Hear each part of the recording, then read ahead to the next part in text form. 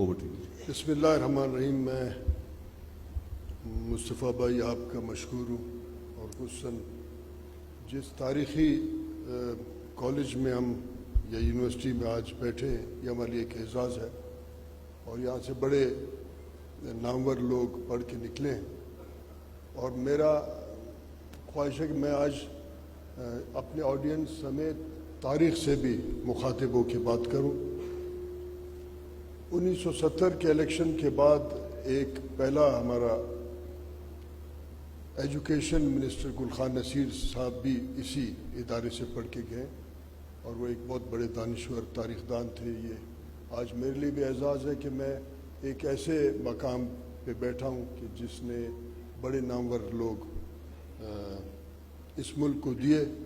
اب خوش قسمتی کہیں بدقسمتی کہ نامور لوگوں کا اس ملک میں کوئی جگہ نہ ہونے کا برابر ہے، کیونکہ میں سمجھتا ہوں کہ میں اور میرا تعلق سیکیورٹی اسٹیٹ آف پاکستان کے ایک کالونی بلوچستان سے تعلق ہے، اور ہمارے لیے تو وہاں نہ آئین ہے نہ قانون ہے، بلکہ ریاست اور اس کی طاقت ہمارے ساتھ بات کرتی ہے، اور ہم اس کو پچھلے کئی دہائیوں سے فیس کر رہے ہیں. آج ہم اس شہر میں بیٹھے ہیں جس کا نام لاہور ہے، اور آج سے کوئی 80-82 سال پہلے اسی شہر میں منٹو پارک میں ایک قرارداد پاس ہوا. اس قرارداد کو مختلف ناموں سے یاد کیا جاتا ہے. 1940 کا قرارداد یا قرارداد لاہور کے نام سے یاد کیا جاتا ہے. اس نے یہ طے کیا کہ ایک مسلمان اکثریتی جو اسٹیٹس ہیں اس پہ ایک فیڈریشن تیار ہوگا، اور جو ہندوستان کے باقی علاقوں سے جدائی حاصل کرے گا.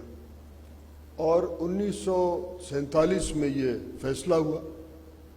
1948 میں پاکستان مکمل ہوا، جس کو ہمارے اس سیکیورٹی اسٹیٹ آف پاکستان کے جو کرتے دھرتے وہ آج تک چھپاتے ہیں، کیونکہ پاکستان کا 47% سرزمین بلوچستان ہے.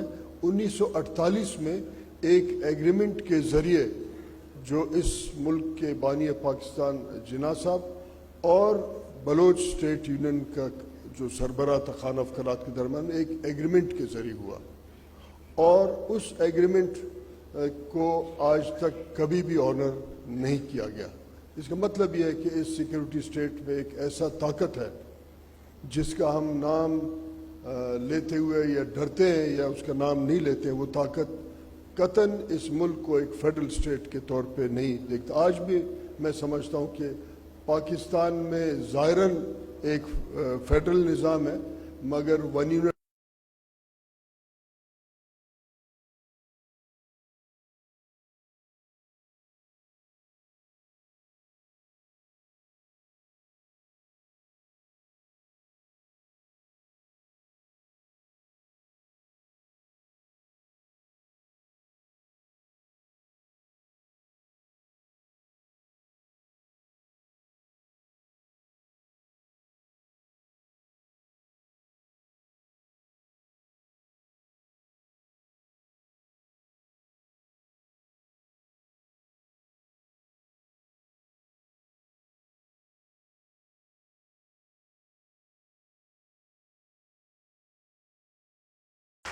اگر 2-4 سڑکیں بنائیں تو آپ نے پچھلے کچھ مہینے پہلے ایک خفیہ in camera so called assembly session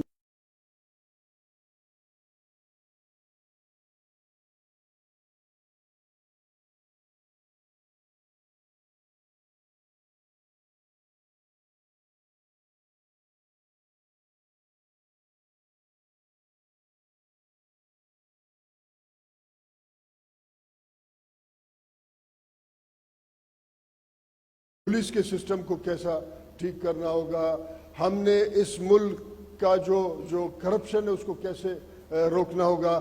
آج آپ دیکھیں کہ ایک ایٹمی قوت آپ کا ریاست اور ریاستی ادارے اس ایٹمی قوت کے لوگوں کو گھاس کھانے پہ انہوں نے مجبور کیا ہے.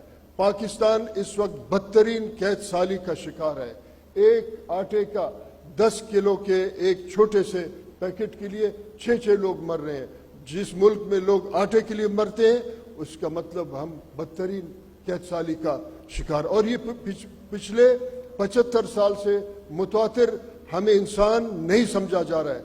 बलूचिस्तान के लोग तो बहुत ही हम हैवान से भी, हमें कोई अगर कोई नया कोई ऐसे अल्फाज ईजाद करे हम आगे, मगर अमूमी तौर पे हमें हैवानों की तरह ट्रीट किया जा रहा है। एक डिक्टेटर आया, जनरल अयूब, कोल्ड वॉर का पैदावार, उसने आपको अपने फील्ड मार्शल होने का घास मुसलसल 10 साल खिलाया। उसके बाद एक और डिक्टेटर आया, जनरल ज़ियाउल-हक, उसने आपको कहा कि इस्लाम और जहाद का घास खिलाते रहे। एक और डिक्टेटर आया, वो लिबरलिज्म का बात उन्होंने किया। कुछ लोगों ने ये कहा कि हम घास खाएंगे, एटम बम बनाएंगे। अब कुछ ये कह रहे हैं कि घास खाएंगे तो एटम बम बचाएंगे। मैं आपको इस बात के साथ गारंटी के साथ कह रहा हूं कि घास खाएंगे भी, एटम बम नहीं बचाएगा, क्योंकि हम घास खा के जिंदगी गुजार रहे हैं।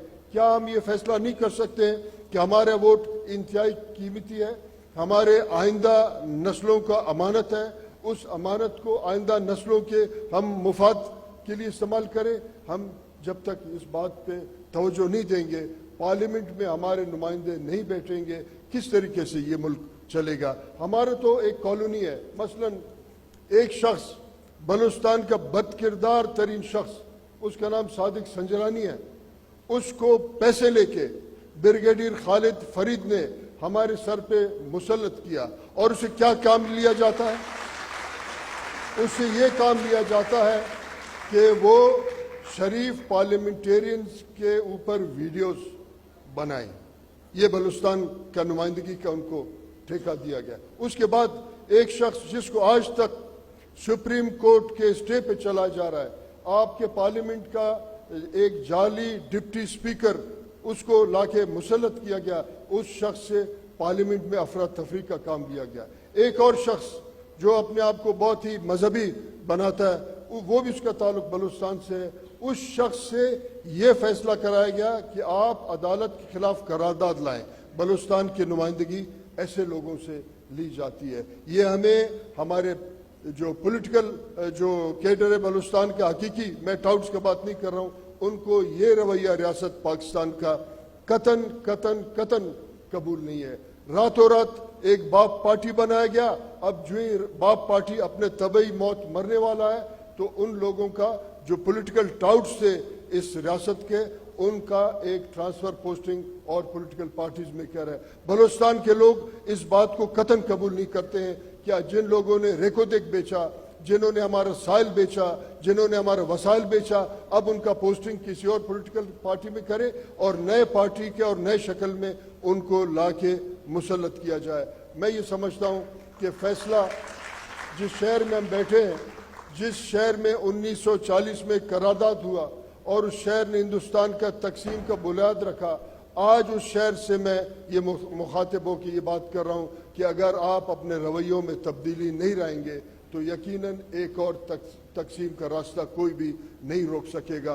जिस तरीके से आपने बांग्लादेश का तकसीम नहीं रोका, फिर कोई और तकसीम भी नहीं रुकेगा, क्योंकि ये फैसला अब बलूचिस्तान के लोग, इस मुल्क के लोग और खुसूसन लाहौर के लोगों ने ये करना है कि फैसला पाकिस्तानी फौजी इस्टेब्लिशमेंट करेगा, फैसला पाकिस्तान के वोटर के जरिए उनका पार्लियामेंट करेगा, या फैसला आलमी साम्राज्य इस फ्रंट लाइन स्टेट के जरिए करेंगे। इसका फैसला इस शहर के, इस सूबे के और इस मुल्क के लोग करेंगे। बलूचिस्तान के लोगों ने फैसला ये किया है कि हम कतन जबर को तस्लीम नहीं करते। बलूचिस्तान के लोगों ने ये फैसला किया है कतन हम जाली क़यादत को हम तस्लीम नहीं करते। आप अगर ज़रा गौर करें कि हमारे सर पे कहीं एक ऐसे शख्स को सेनेटर ब्रिगेडियर खालिद फरीद ने लाके बनाया कि वो शख्स ठेकेदार है, उसका ताल्लुक बलूचिस्तान से नहीं है। उसने 70 करोड़ रुपए ब्रिगेडियर के मुंह पे मारा और सेनेटर बना। हमारी नुमाइंदगी कौन करेगा इस मुल्क के निज़ाम में कि जब ऐसे लोगों को हमारा इस्टेब्लिशमेंट ला के बिठाएगा जो खामोश रहें?